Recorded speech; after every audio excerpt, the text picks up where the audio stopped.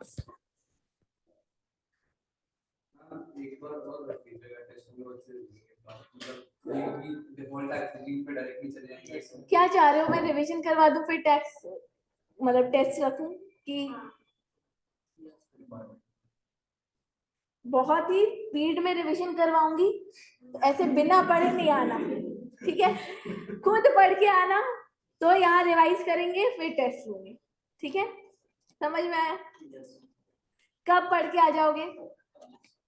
आज पढ़ लो, आज रेजिडेंशियल स्टेटस खत्म ही हो रहा है, कल रिवाइज करते हैं, फिर अपन हाउस प्रॉपर्टी चालू करते हैं, ठीक है? चलो पिछली क्लास में अपन ने ये इंटरेस्ट का प्रोविजन पढ़ा था। अपन मेन पॉइंट्स क्या पढ़ रहे हैं, क्या चल रहा है, ये किसके पॉइंट्स चल रहे हैं? ये फिफ्थ पॉइंट किसका था? डीम टू अक्रू और राइज इन इंडिया का, ठीक है? उसमें अपन ने 5 पॉइंट्स कवर कर लिए थे। लास्ट ये इंटरेस्ट वाला क्या था, जरा रिवाइज करो मेरे साथ। क्या था ये वाला पॉइंट? नॉन रेजिडेंट है जो कि रेजिडेंट को लोन प्रोवाइड कर रहा है, और वो जो लोन का जो अमाउंट है वो इंडिया में यूटिलाइज हो रहा है, तो फिर जो उस पे इंटरेस्ट पे देखो, non resident government of India को अगर लोन दे रहा है, तो जो इंटरेस्ट नॉन रेजिडेंट को मिल रहा है वो नॉन रेजिडेंट के हाथ में अक्रूड इन इंडिया माना जाएगा। पहला पॉइंट, ठीक है? 3 पॉइंट्स है ना इसमें, एक एक करके। फिर नॉन रेजिडेंट रेसिडेंट को, इंडियन रेसिडेंट को क्या दे रहा है? लोन दे रहा है, और नॉन रेसिडेंट को क्या मिल रहा है? इंटरेस्ट। वो इंटरेस्ट भी अक्रूड इन इंडिया मान लिया जाएगा। इसका एक एक्सेप्शन है कि अगर जो रेसिडेंट है, जैसे मान लो मुझे लोन मिला हैरी से, और मैंने वो पैसा कहाँ यूज किया? बाहर, इंडिया के बाहर, बिजनेस प्रोफेशन में, या अर्निंग फ्रॉम एनी सोर्स। मैंने घर ले लिया दुबई में, ठीक है? तो जो इंटरेस्ट मैं हैरी को पे कर रही हूँ वो अक्रूड इन इंडिया नहीं माना जाएगा। ये एक्सेप्शन था, याद आ गया क्या? थर्ड, नॉन रेसिडेंट ने नॉन रेसिडेंट को लोन दिया, तो नॉन रेसिडेंट हैरी को जो इंटरेस्ट मिलेगा वो अक्रूड इन इंडिया माना जाएगा। कब? जब वो लोन के पैसे इंडिया में कहाँ यूज हो रहे हैं? बिजनेस या प्रोफेशन, ठीक है? जैसे रॉन को लोन लिया, रॉन ने लोन लिया था, तो रॉन ने वो पैसे कहाँ यूज किए? अपने बिजनेस और प्रोफेशन है इंडिया, ठीक है? ये क्लियर था क्या? अब सेम ग्राउंड्स में अपन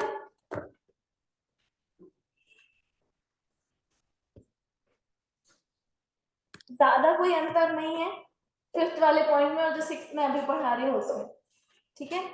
सिक्स्थ में मैं 2 पॉइंट्स कवर कर रही हूँ एक साथ, ठीक है? रॉयल्टी,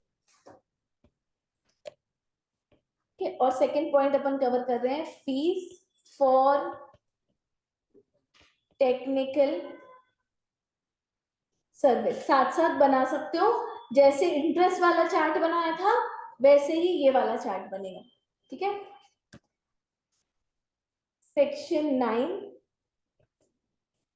1 6 और 7 दोनों एक साथ कवर कर रहे हैं, ठीक है? अब देखो, एक नॉन रेसिडेंट है हैरी पॉटर, एक नॉन रेसिडेंट है हैरी पॉटर। उसने क्या दिया बेटा? उसने सर्विस दी, ठीक है? रॉयल्टी का मतलब समझते हो ना? उसने मेरे साथ कोई नो हाउ शेयर किया, ठीक है? क्लियर है? या उसने मेरे साथ कोई फॉर्मूला शेयर किया जिसके लिए मैं उसको क्या दे रही हूँ? रॉयल्टी। या उसने कोई बुक लिखी जिसको मैं पब्लिश कर रही हूँ, तो मैं उसको क्या दे रही हूँ? रॉयल्टी। समझ में आया? वो मुझे कोई सर्विस दे रहा है जिसके लिए मैं या तो उसको रॉयल्टी पे कर रही हूँ, या फिर वो मुझे कोई टेक्निकल सर्विस दे रहा है जिसके लिए मैं उसको क्या पे कर रही हूँ? फीस। समझ में आया? दोनों अपन साथ में कवर कर रहे हैं क्योंकि दोनों के लिए सेम है प्रोविजन, है ना? तो उसने सर्विस दी, किसको दी बेटा? इंडियन गवर्नमेंट को।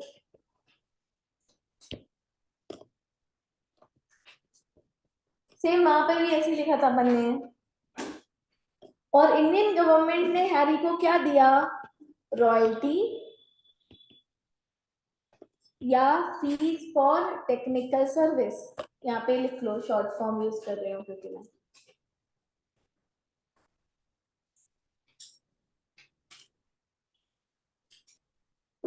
रॉयल्टी या फीस फॉर टेक्निकल सर्विस।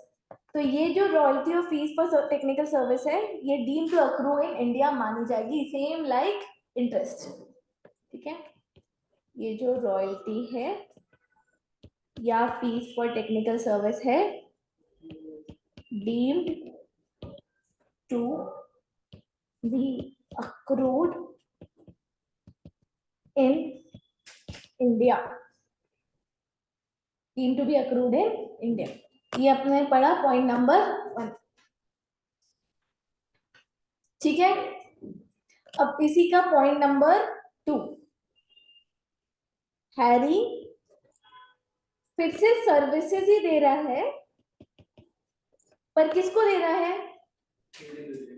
किसी रेसिडेंट को। ठीक है, कोई भी रेसिडेंट हो सकता है या कोई भी कंपनी हो सकती है, इंडियन कंपनी। ठीक है, मान लो रिलायंस को दे रहा है, ये कौन है? रेसिडेंट है ना? और रिलायंस बदले में क्या दे रही है हैरी को? रॉयल्टी या फीस फॉर टेक्निकल सर्विस। ठीक है, तो भी ये क्या माना जाएगा? अक्रूड और राइज इन इंडिया माना जाएगा, बट इसका एक्सेप्शन है, इसका एक्सेप्शन है। ठीक है, इसका एक्सेप्शन मैं यहां लिखती हूँ, इस पॉइंट का एक्सेप्शन, मैं exception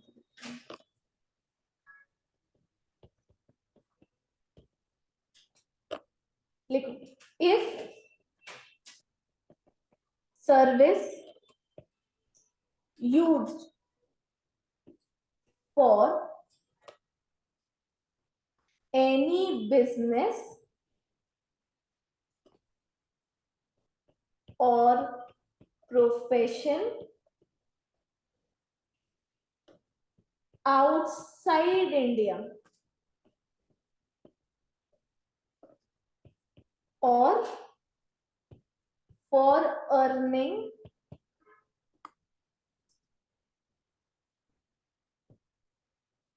any income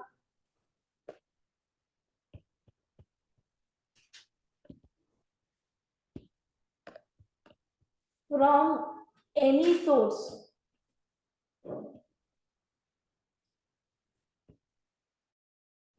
outside India, then not treated as accrued in India.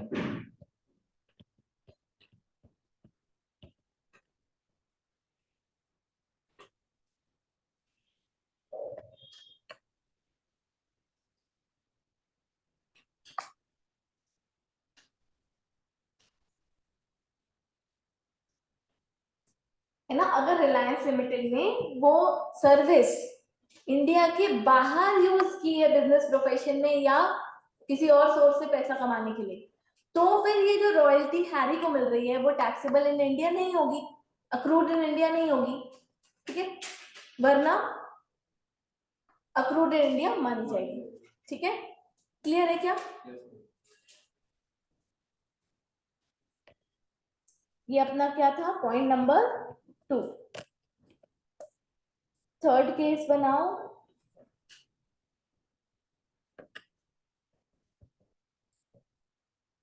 Harry service दे रहा है नॉन रेसिडेंट को सर्विस दे रहा है, और नॉन रेसिडेंट हैरी को क्या पे कर रहा है? हाँ, रॉयल्टी या फीस फॉर टेक्निकल सर्विस।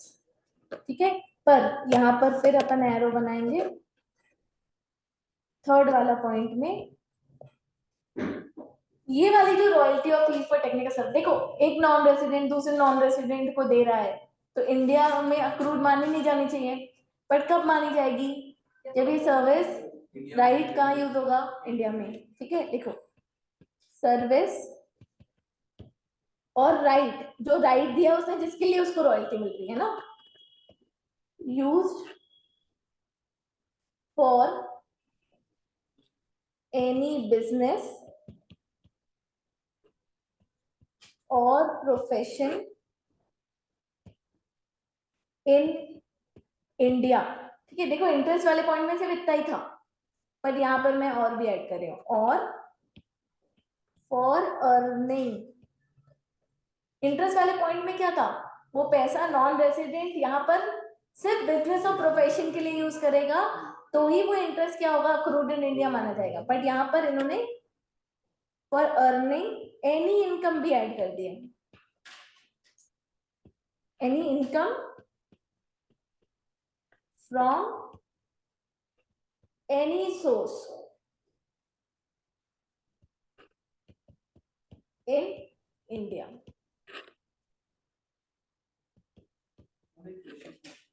हाँ बेटा। जैसे कि मतलब जो इंटरेस्ट वाले केस में अगर कोई नॉन रेजिडेंट है, नॉन रेजिडेंट को ही लोन प्रोवाइड कर रहा है, नॉन रेसिडेंट को ही लोन प्रोवाइड कर रहा है, और फिर वो जो लोन है वो हाउस प्रॉपर्टी खरीदने के लिए यहाँ पे वो जो नॉन रेजिडेंट है जिसको लोन मिला है उसमें उसको यहाँ पे यूटिलाइज कर दे ताकि वो उसको घर खरीद सके, हाउस प्रॉपर्टी ना। और रेंट भी चढ़ा दिया उसने, तो वो जो रेंट का मतलब आ रहा होगा वो इंडियन इनकम नहीं बनेगी। नहीं, रेंट तो मानी जाएगी इंडियन इनकम, रेंट का घर का है, इंटरेस्ट जो है इंडियन इनकम नहीं मानी जाएगी।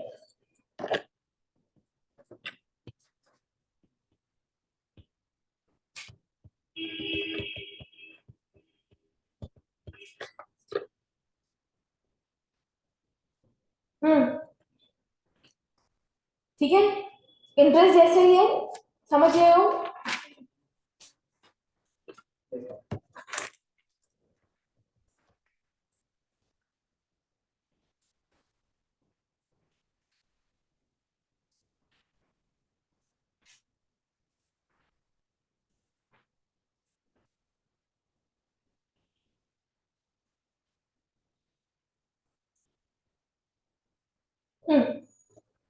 आखिरी वाला पॉइंट, अच्छा पहले लिख लो फिर बताओ मुझे।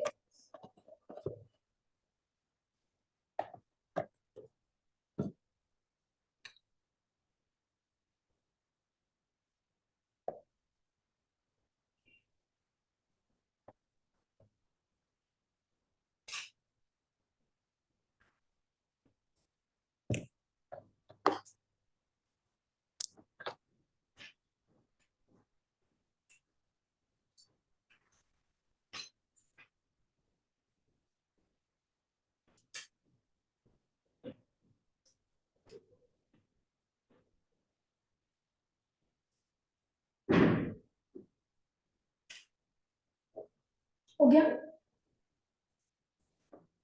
ये आखिरी वाला पॉइंट डिस्कस करें। बहुत सिंपल है, अगर कोई रेसिडेंट नॉन रेसिडेंट को पैसे गिफ्ट करता है, या कोई रेसिडेंट रेसिडेंट बट एनओआर को पैसे गिफ्ट करता है, तो वो गिफ्ट, ठीक है, क्या मान लिया जाएगा, नॉन रेसिडेंट या आरएनओआर के हाथ में, deem to accrue in India, क्योंकि गिफ्ट भी इनकम माना जाता है, अदर सोर्सेज में टैक्सेबल है गिफ्ट भी। ठीक है, तो अगर रेसिडेंट बाहर ले जाकर पैसे नॉन रेसिडेंट को गिफ्ट कर रहा है, समझ में आया, ठीक है, तो वो नॉन रेसिडेंट के हाथ में क्या माना जाएगा, deem to accrue in India, उस गिफ्ट पर इंडिया में टैक्स लग जाएगा। समझ गए क्या, इतना सा पॉइंट है।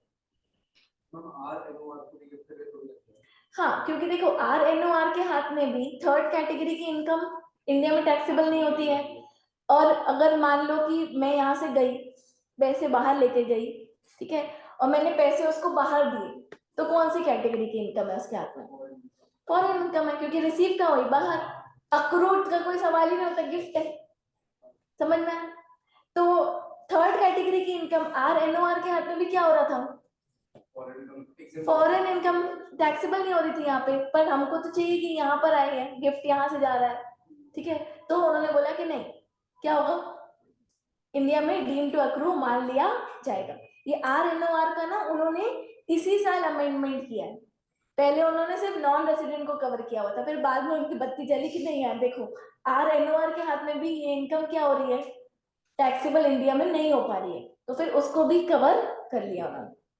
ठीक है, चलो 7 पॉइंट डालो हेडिंग, छोटा सा पॉइंट है, जल्दी से लिखेंगे।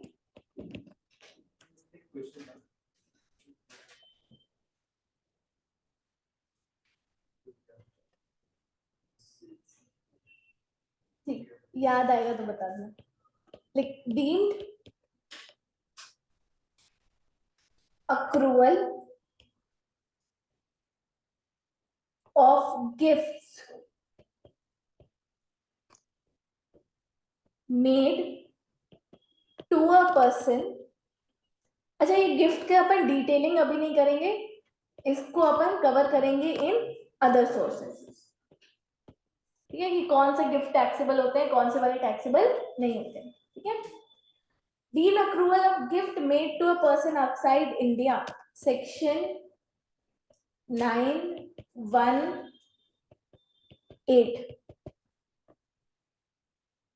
ये क्लॉज 8 है।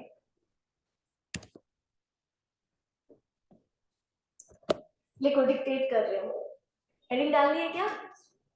लिखो, gift of any money, gift of any money made by resident to, gift of any money made by resident to, point डालो नीचे। ठीक है, डैश डाल के या 1 लिखकर पॉइंट डालो उसमें। नॉन रेसिडेंट NR लिख लो, टू NR और फॉरेन कंपनी, टू NR और foreign company on or after